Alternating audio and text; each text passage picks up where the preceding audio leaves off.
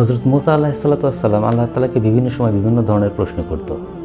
তো একদিন আল্লাহ তাআলাকে মুসা আলাইহিসসালাম বললেন, আল্লাহ, আপনি আমাকে এমন একটা জিকির শিখাইয়া দেন যেই জিকিরের অর্থ আমি আর আপনি ছাড়া আর কেউ জানে না। ওই স্পেশাল জিকির দিয়ে আমি আপনাকে ডাকবো। তখন মুসা আলাইহিসসালামকে আল্লাহ তাআলা বললেন, মুসা বলো লা ইলাহা ইল্লাল্লাহ।